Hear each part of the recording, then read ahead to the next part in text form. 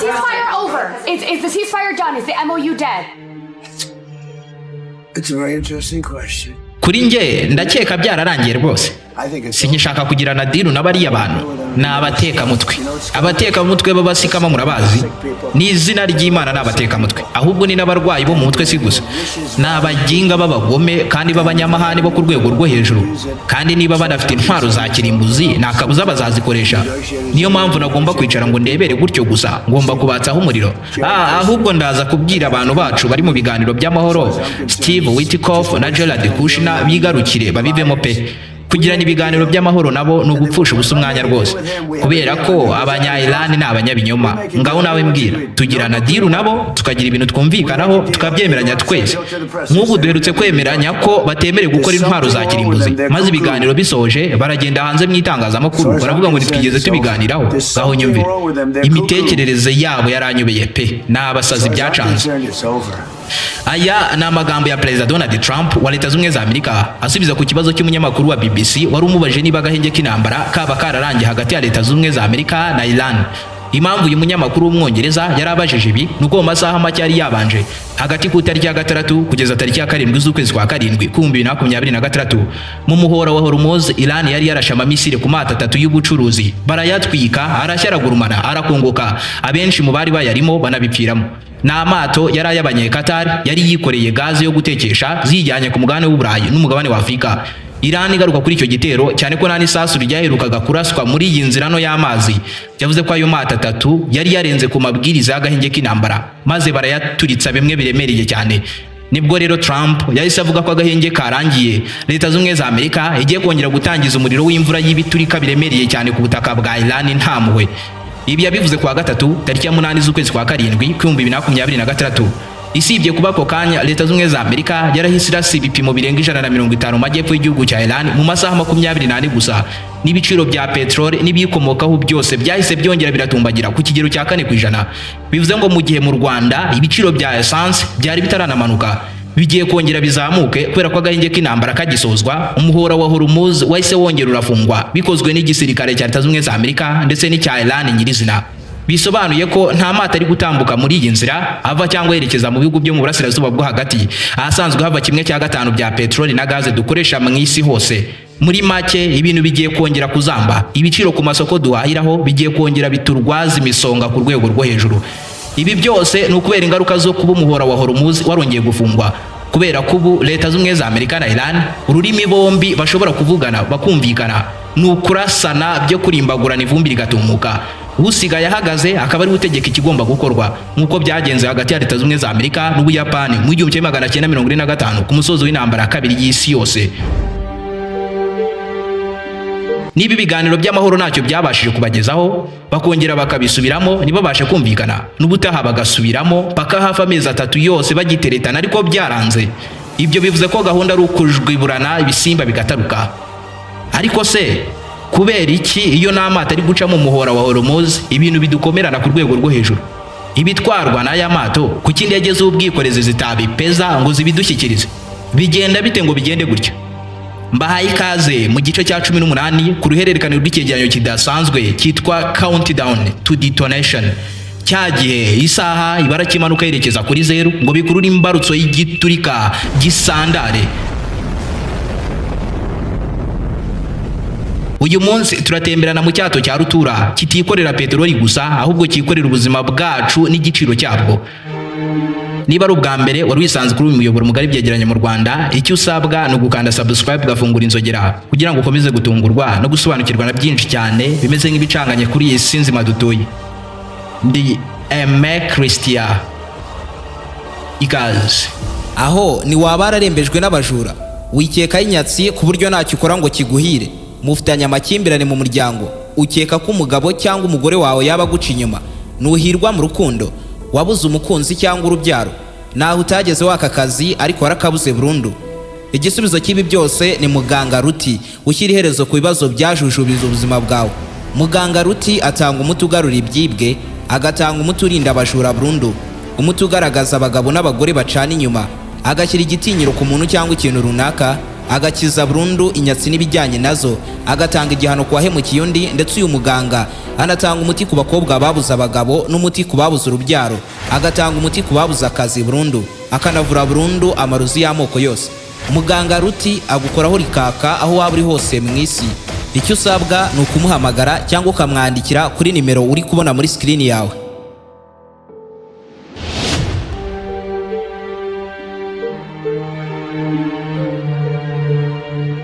Nta kintu muri iyi si gifite ubushobozi bwo kwikorera ibintu byinshi kuruta ubwato. Uzabicunge neza, amato niyo akoreshwa mu gutwara ibicuruzwa hafi ya byose byambutswe inyanja bivanwe ku mugabane umwe bijyanwa ahandi, by'umwihariko peteroli na gaze. Nk'ubu hari ubwato bwitwa Seaworthy Giant. Nibwo bwato bunini cyane kuruta ubundi bwose bwigeze bukorwa mu mateka y'isi yose. Ni ubwato buri mu mashini 5 z'agatangaza mu isi zigeze zikorwa na muntu kuva yabaho. Ibaze icyato cya rutura gishobora kwikorera ibintu byikorerwa n'indege zirenga 1000, kandi nabwo za ndege nini cyane z'ubwikorezi bw'imizigo zizwi nk'amakarigo aircraft. Iki cyato cyitwa Seaworthy Giant. Ubyumve neza ko gifite uburebure bwa metero 460. Uburebure bwo kuva inyuma ugana imbere ni uburebure bungana nk'uko wahuriza hamwe ibibuga binini by'umupira w'amaguru 4 n'igice hafi 5 bifasha ukabitondekanya. Ibaze ko uburebure nk'ubu buba busumba gari ya moshe nke zisanzwe, kuko byibura imwe muri za gari ya moshe iba ifite metero 100 cyangwa 120. Metero 460 z'uburebure ku bwato biba bisobanuye ko ufashe ubwo bwato ukabuhagarika bureba mu kirere bwasumba kure inyubako ziri mu ndende mu isi hose, zirimo nka Tour Eiffel yo mu Bufaransa, Empire State Building yo muri Leta Zunze za Amerika. Ndetse ubyumve neza ko hari ubwato busumba hafi gukuba kabiri ubwato bw'igitangaza bwabayeho mu mateka y'isi yose bwa Titanic, bwubatswe mu ntangiriro z'ikinyejana cya 20, kuko bwo bwareshyaga na metero 230 zonyine. Ubu bwato bwa Seaworthy Giant bwahabuye benshi mu isi yose. Bufite ubugari bwa metero 39, ubugari bungana nk'ubw'inyubako y'amagorofa 20, bukaba ubugari byibura bwaparikamo imodoka 15, kandi zose ziparitse zisanzuye. Ibaze ko kubona ubu bwato bureremba hejuru y'amazi y'inyanja ubagira ngo ni inyubako nini cyane ndetse y'amagorofa menshi, kubera ko ubaze uturutse ku mazi y'inyanja kuzamuka werekeza mu bice byo hejuru usanga ubu bwato bupima metero 40 kuri 45, uburebure bungana na 1/2 cy'ubuhagarike bw'inyubako ya mbere ndende mu mujyi wa Kigali City Tower, kuko ifite metero 90 z'ubuhagarike.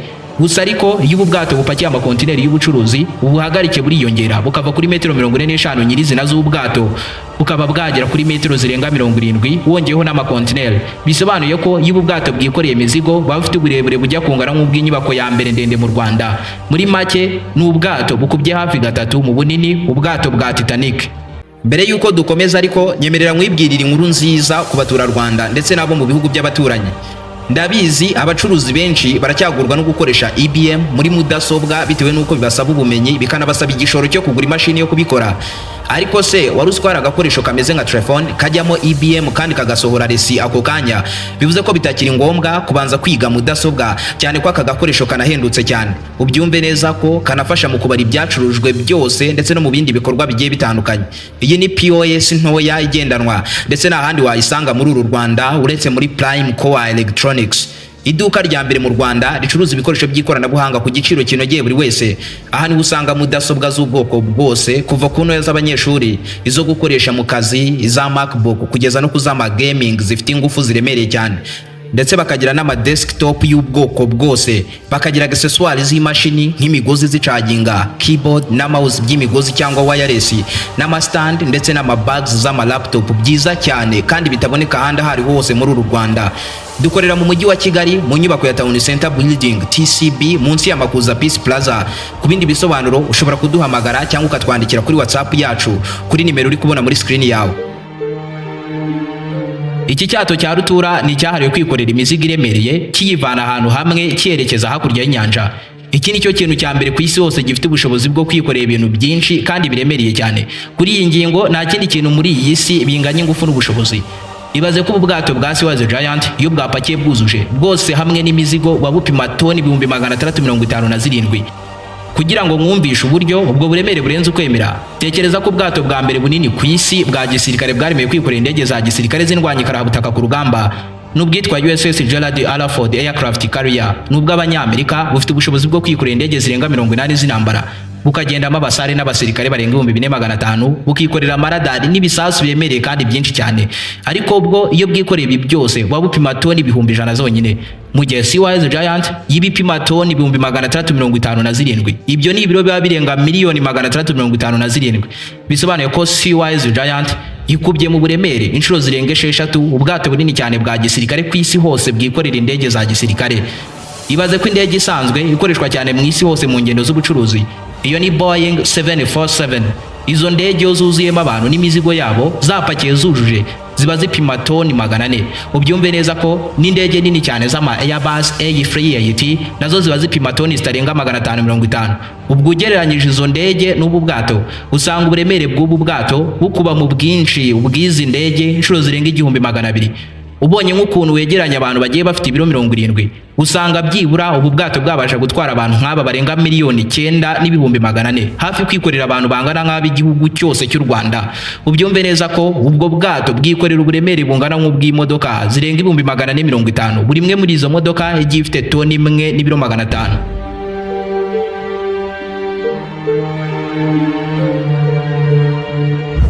Mu busanzwe ubu bwato si ubwo kwikorera imizigo iyo ariyo yose, kuko ari ubwo kwikorera gusa peteroli na gaz. Ni ubwato bushobora kwikorera ingunguru za peteroli na gaz zirenga miliyoni 4,100,000.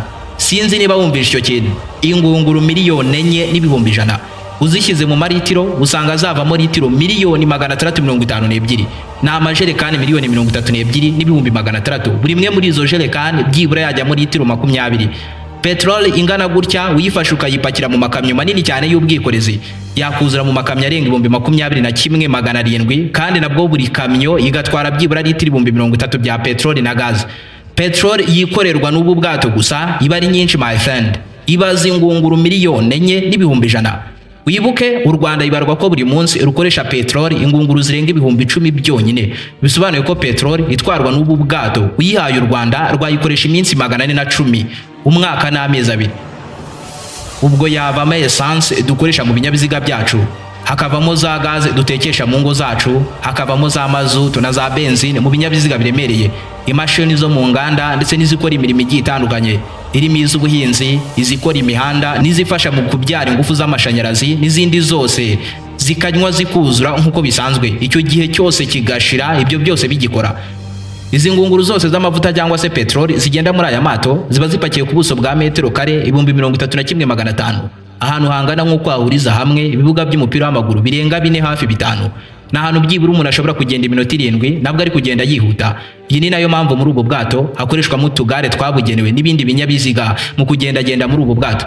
Ubu bwato bufite propeller, bya byuma bigenda byikaraga bigafasha moteri gutanga ingufu zo gusunika amato cyangwa se gutumbagiza indege.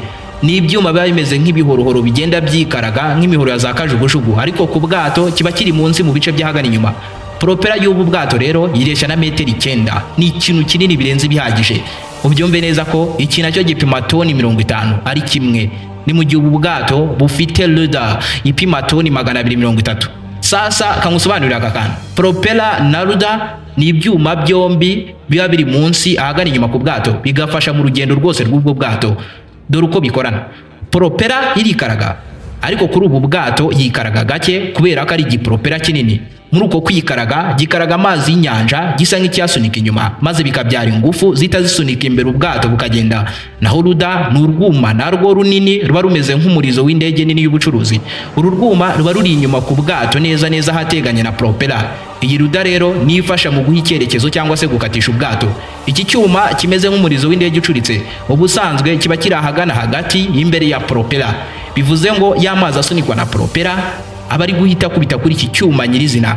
Iyo rero ubwato bushaka gukata, iki cyuma gihita gihengamira mu ruhande ubwato bushaka gukatamo, akaba ariho hakubita ingufu nyinshi cyane z'amazi maze ubwato bugakata.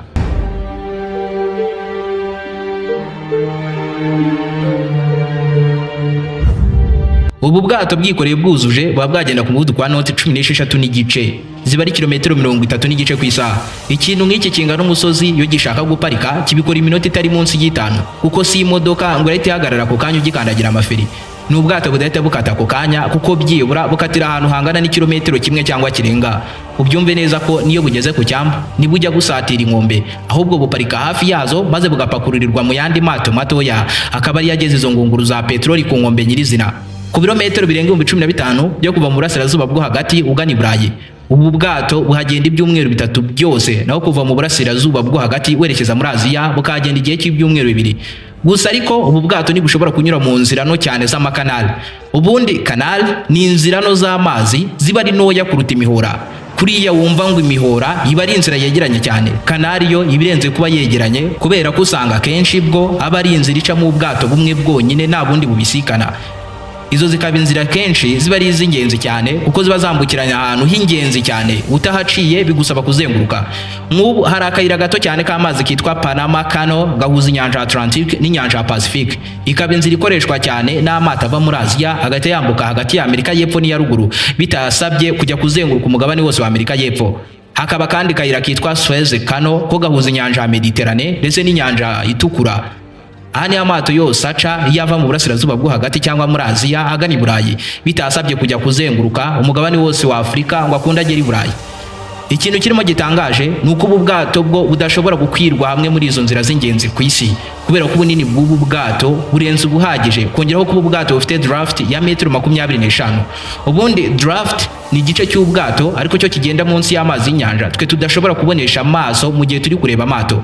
Ubu bwato rero bufite igice cyo munsi kirekire ku rwego rw'uko buramutse bunyuze muri izo nzira, icyo gice kiba gishobora no gukora munsi ku ndiba z'inyanja, cyangwa se ubwo bwato bukabamo bunini ku buryo amazi yaba make ntabashe kubupeza ngo burerembe hejuru. Bivuze ngo aha hose aya mato biyasaba kuzenguruka. Ni ubwato bukoranye moteri y'inyembaraga yo mu bwoko bwa Sumitomo Soliza 12 RND90 itanga horsepower y'ibihumbi 50, ni watt miliyoni 37 z'imbaraga. Ni moteri ingana nk'inyubako yose. Ubu bwato ni Seawise Giant bwubatswe n'uruganda rw'Abayapani rwitwa Sumitomo Heavy Industries. Bwatangiye kubakwa mu 1974 busozwa mu 1979 nyuma y'imyaka 5. Mu myaka yo 1970 icyo gihe mu isi hari ibibazo bimeze nk'ibihari uyu munsi by'igabanuka rya peteroli ku isoko mpuzamahanga. Ibyo byatewe n'intambara Israel yari ihanganyemo bikomeye n'ibihugu by'Abarabu birimo Misiri, Jordan na Syria. Muri ibyo bihe by'intambara inzira no ya Suez Canal yarafunzwe nk'uko uyu munsi hafunzwe umuhora wa Hormuz. Icyo gihe bwo amato yo mu burasirazuba bwo hagati yari afite kuzenguruka Afurika yose kugira ngo agere i Burayi kubera ko inzira yari yabaye ndende, byanahendeshaga cyane amakampani y'ubwikorezi. Maze amwe muri yo atangira kujya akora ibyato bya rutura byo kwikorera peteroli nyinshi bishoboka icyarimwe. Ni amato bise ngo ni Ultra Large Crude Carriers, maze mu yakozwe icyo gihe ayiswe Seawise Giant aba manini cyane kuruta andi yose. Ubu ni ubwato bwakozwe ku busabe bw'abitwa ngo ni Greek Ship Owner, ni umuryango mugari w'Abagiriki ukora ibijyanye n'ubwikorezi bw'amato. Gusa ubu bwato bwuzuye bufite ikibazo cya vibration, ba nyiri kubukoresha barabwanga. Buza kugurwa na CY Tang, umukire wo ku rwego rwo hejuru ukomoka muri Hong Kong, akaba nyiri kampani yitwa Orient Overseas Container Line. Aba nibo rero bafashe ubu bwato babuhindura igitangaza tuzi uyu munsi, byanatumye uyu munsi turi kubuvugaho kuko babufasha ari buto babwongeramo ikindi gice gipima amatoni 146 binyuze mu nzira yo kongera ubunini bw'ubwato yitwa jumboization. Mu mwaka w'1948 mu ntambara hagati ya Iran na Iraq irimbanije, ubu bwato bwatakiwe mu muhora wa Hormuz buraswaho bikomeye na za misile za kazigurumana zirabwangiza bishoboka, habura gato ngo birohame burundu ku ndiba z'inyanja, maze buza gusanwa. Ariko muri uko kubusana byasaga nkaho butagifite ingufu zihagije. Mu mwaka wa 2004 bwagurishijwe kuri kampani z'Abanyakatar zicukura gaze na peteroli mu nyanja hagati, bakajya babukoresha nk'ububiko bugari bwo kubikamo amavuta yacukuwe. Aho byasaga nkaho butakira ubwato, ahubwo bwari bwarabaye nk'inyubako ireremba hejuru y'amazi. Mu mwaka wa 2009 bwaje kwerekezwa mu Buhinde ahitwa Alang. Uru ni rwo rugendo rwa nyuma rwakozwe n'ubu bwato kuko bwari bumaze kugeza imyaka 30, bwari bwarakorewe kuzamara bukiri mu kazi. Noneho kandi bwari bwaranarashweho bisa nkaho butacyujuje ubuziranenge. Mu mwaka wa 2010 ubu bwato bwarasenyuwe bukurwaho ibyuma byose by'ingenzi bukoreshwa indi mirimo igiye itandukanye. Uyu munsi ubu bwato nta bugihari, ndetse ibice byinshi by'ibyuma byahoze kuri ubu bwato byamaze gukoreshwa indi mirimo. Bivuze ngo nta gihari gihamya neza koko ko ubu bwato bwahoze muri iyi si kereka gusa amashusho. niba ari ubwa mbere wari wisanzwe kuba umuyoboro mugari byegeranye mu Rwanda, icyo usabwa ni ugukanda subscribe ugafungura inzogera kugira ngo ukomeze gutungurwa no gusobanukirwa na byinshi cyane bimeze nk'ibicanganye kuri iyi si nzima dutuye. Di Aime Christian. Naho ubutaha.